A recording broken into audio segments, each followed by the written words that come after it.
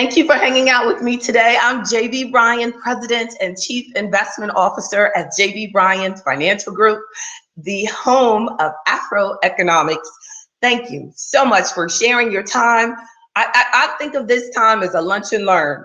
Interesting enough, today's topic, I hope you find it interesting, is about ghetto fabulousness. Now, I really wanted to talk about what is nigga rich, but I thought that I would not put that on the title of the workshop because my mother might get mad. Not that my mother watches YouTube, but you know what? Hey, I'm still her child. But I was watching a movie a couple years back, and the guys, they were stockbrokers, and they had this firm. I don't know. It might have been called Boiler Room. I'm not sure about the movie. Sorry, that's the wrong title. But and they were talking about a friend of his, and these were white guys, and they were a friend of his was working, but he was living at home, and he had like a really nice sports car, and he was making hundreds of thousands of dollars. And his friend said, "Man, you nigga rich. When you gonna get your own place?" And I was devastated. Never thought that I'd be actually talking about it and sharing it, but I think that it is something that's a challenge. It's a problem. It's a stereotype. It's not true. The bulk of us are not like that. Some of us, are struggling with it, but he was associating that not with like the term, but he was saying that that's what Black people do, unfortunately. Now we know that the definition of nigga has nothing to do with being Black, but that's the way he meant it. Now, Ghetto Fabulous in the Urban Dictionary. Now, I'll share with you the Wikipedia on the description of this session. Wikipedia talks about, a really nice definition of Ghetto Fabulous and what it means. But bottom line, as reading everything, I've come to the analysis that Ghetto Fabulous is rooted in the desire to wear one's wealth, the desire to show off your money. So you've got to show it out. Now, I remember, as I'm a product of the South. I was born in North Carolina, spent a lot of my years in Dover, Delaware, then moved to Petersburg. And my parents were both educators, and they would, and my father was actually even an administrator at a college. He ran a historically Black college. And so they were all about us making sure that we were smart, that we spoke well, that we were well educated. And they would say all the time, don't go out the house looking like that. So I had to go back and start over and get myself together, or whatever it was, whatever that look didn't look right. And so I think that that's part of the mentality. It probably goes way back. If I was a PhD, I could tell you the effect of it, of why, like, because, we go way back. We're Africans. And when we were brought here to this country, we were not allowed to choose what clothes, how we looked, how we presented ourselves to the world. So then as a culture, we began to become very conscious about how we present ourselves to the world. But I believe that now there's a really negative extreme where we're not taking care of some of the things that we can take care of, because we become really into what we look like, how much things cost, what brand is on it. Now, I don't have the slightest idea who made my dashiki, but I know the sister that sold it to me, and I don't have a need to show you St. John or whatever the exciting labels are, but it's taken a while for me to grow to that point. So AfroEconomics and the legacy edition is really, the point here is that to take you into the world of 10 basic principles. And the first principle of AfroEconomics is about legacy. But check out the West African symbols that I've put into the principles of AfroEconomics. This is Sankofa, and it's about looking at your past and using that as power for us to get to the future. And that we're going to say that, yes, maybe I do have this unhealthy desire to think about what things look like to other people. But because I realize that now, I'm going to start focusing on, maybe it's, not even maybe, it is important to focus more on things that people don't know about. I remember when I was the only Black person working on the investment firm where I first started, the only broker at that firm. And, you know, my clients would come in and they were like, oh, wow, I should have dressed up, you know, because everybody had on suits and everything. And I was like, you're the customer. You're the one with the money. You don't have to worry about, you don't have to impress me. It is my job to impress you. And then we have to realize that we are the consumers. You are the one who's buying things. Nobody has any right to discriminate or treat you differently because of any clothes or cars that you're not driving or neighborhood that you don't live in. But you know, the stuff is real, but we can get rid of that mentality, and we don't have to allow our children to become obsessed with it. So here are some steps that I was thinking that the first thing that we're going to do in order to end the desire to prove ourselves. And I'm going to tell you, they call it Ghetto Fabulous, but being Ghetto Fabulous in its truest sense, as rooted in the desire to wear one's wealth, goes way beyond the ghetto. It has nothing to do with where you're located, where your neighborhood is like, and anything like that. Because there are people in what you would call very nice neighborhoods who are living well beyond their means and are one house payment away from being foreclosed and putting out. That's Ghetto Fabulous. They don't have any savings. They're living beyond their means. They can't make the car payment. They're borrowing from their mama. You know, they can't pay their school loans. They keep trying to figure out ways to not pay their bills. That is, in its truest form, Ghetto Fabulous. So they can try to joke on people who are in the projects and that is, you know, that because they got that on and they know they can't afford them Jordans and this and that. Well, you can't afford a lot of stuff too in many cases. So we need to, you know, really check ourselves. One thing I really learned to focus on is I want to become that which I desire in others. I want to become that person first. And it is a life challenge. Number one, understand that Ghetto Fabulous is a mindset that goes beyond government housing. So I was just talking about that. It's not about that. It's a mindset that will finance a certain look. And so if you're into that, financing everything that you have, living well beyond your means, you know, trying to get a loan for everything, that not deferred pleasures, learning to put things off, which research shows it as the marshmallow effect. They call it with the research, when they researched the kids, and they said they found that the kids that would put off getting their maximum reward until later, you know, they ended up being the more successful people.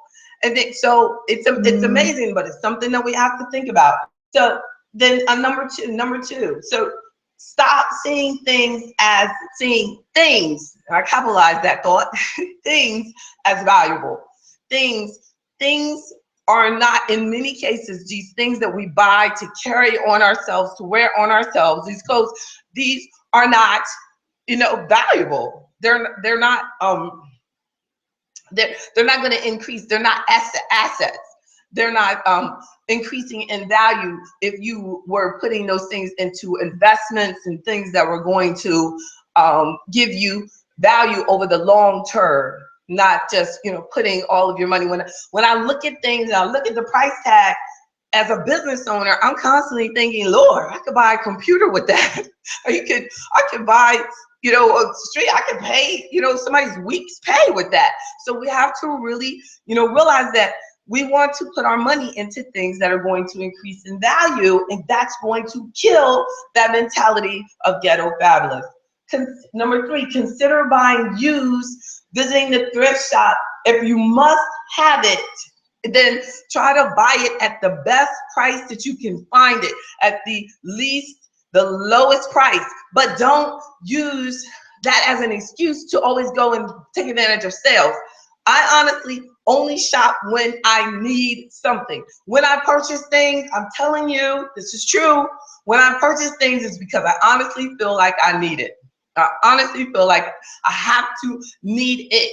I have to need it, that this has to be creating some sort of value added for my life. It has to be real, you know, and I try to really instill that into my daughter as well. But yeah, the other day she was like, Mom, can we just buy, can I use your debit card for a minute? I just want to buy some things. Why? I just want to buy some things. What? See, one of the things I've limited on here is that we got to limit that TV because they make you feel like you need things all the time. Yep. So number 3, but number 4 is limit TV, because it supports that materialism attitude. You're looking at these people with things that are sponsored by that product. So you see that thing on there, they've got all these different monitors and the best of cars and the best of this. They ain't paid for that car. They're being paid to drive that car, so you'll look at it. And then we're buying into that? Not. So don't think competitively, think creatively. Don't think that you got to outshine somebody, so I got to buy this and this and that. How about outshine somebody because you had the best idea? You were the most creative.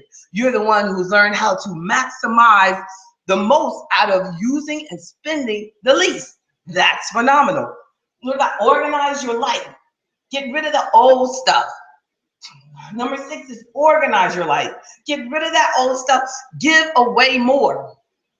When you start giving more and you get rid of some of that clutter in your life, and as you're decluttering, many people discover things that they already had that they thought they needed, and they keep buying things. Like, the other day I needed some deodorant. I was like, let me make sure, because when I buy deodorant, I'm always like getting 2 packs or 3 at the same time, and they have some sort of special or whatever.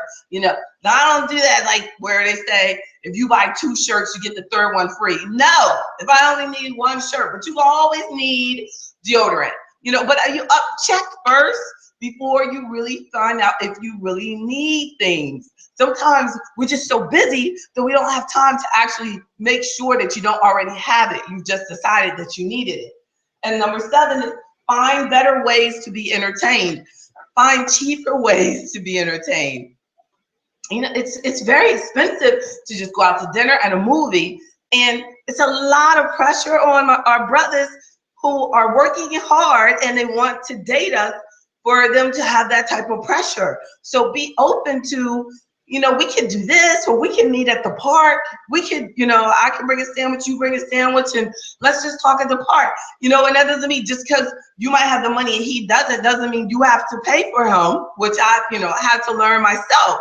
Let people do what they can do according to their lifestyle, what they have, and allow them to bring it forward in a creative way, a cheaper way, and then be excited about people who are doing the right things with their money. But too often we're like, I hear women brag about guys who have 3 cars, 2 motorcycles, a house he's renting, and and I'm like thinking to myself, now I'm thinking, based on where he works, we know his approximate salary. How in the world can he be saving anything? Now, of course, that could be why I'm single, but we've got to think bigger and encourage each other and encourage him. I told a client one time, he was like, all these women, they just so materialistic, they want things from me. And I was like, man, but you got so much.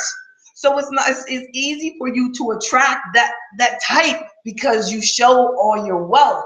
See, so that ghetto fabulous attitude, that it attracts that to you. And we have to be careful what we're attracting to you. Sometimes you meet somebody and they're so crazy and you're thinking, what about me made them think that I want to know them? So we have to be careful. I truly believe that you attract what you are. So be careful. And then accept yourself. Number 8, accept yourself. Realize that trying to get approval is basically impossible because they'll keep changing the rules. So just accept yourself, love yourself, increase your confidence so you're not having to show what you got on the outside.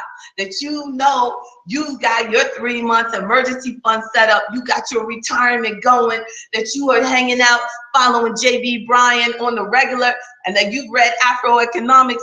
In that Christmas time, you're gonna give everybody a book. No, that was a nice commercial though, right? Number 9, learn about money. Come to the workshops. Follow AfroEconomics. Get the book. Get the workbook if you listen. I mean, I have so many people. Like, I order from Wisconsin, this week.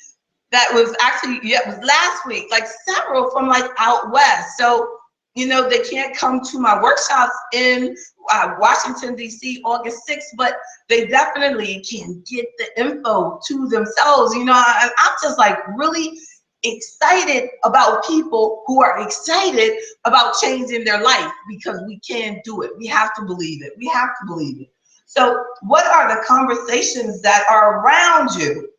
And I was in a business meeting one time, and this brother that had been in business a long time, everybody had their little time to give their commercial. And he said, I just want to tell all y'all to fake it till you make it. I almost fell out of my chair. I was like, I have no right to judge, so I'm not, I didn't judge him or nothing. But he said, fake it till you make it. Now, I've heard that, but economically, financially, that is the most ghetto fabulous thing that rich man could say. Rich, according to, like, look, now we wondering, are you really even as wealthy as you present yourself?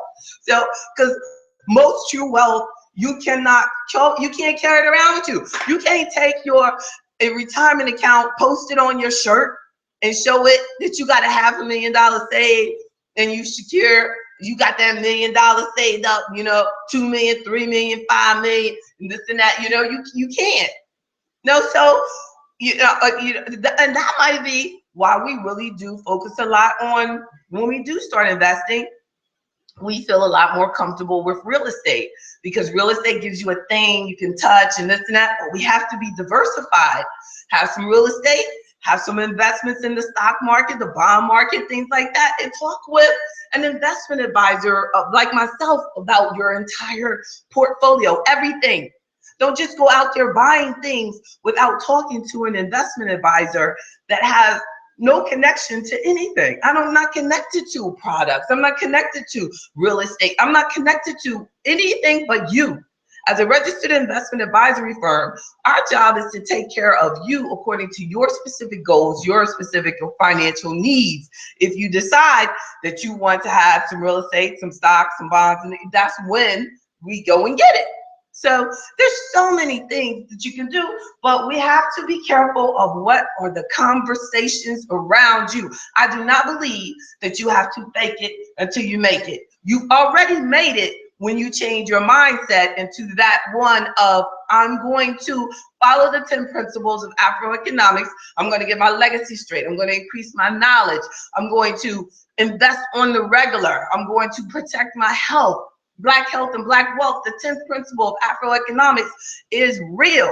You keep your wealth straight, your wealth, when you keep your health straight, your wealth will do much better, because then you're not spending your money, you're not having to leave work, you're not wasting your money on things that we can take care of ourselves. So let's protect our health. Become the person that you desire, that you seek in another. Let's become that example first of all. So that is how we shut down that attitude of ghetto fabulousness.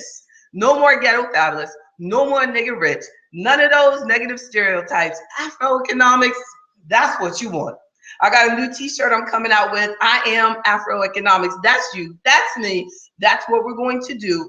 Add to the world, add to the wealth of the world, add to the wealth of our community, add to the wealth of our family. We're changing things and we're shutting down stereotypes.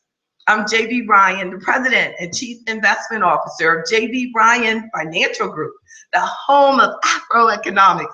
Please subscribe to my channel. Please, please, please hang out with me each Wednesday. And remember, live workshop coming to our nation's capital in my office at One Metro Center. Call us anytime at 1-844-JB Bryan. God bless you. Have a great one.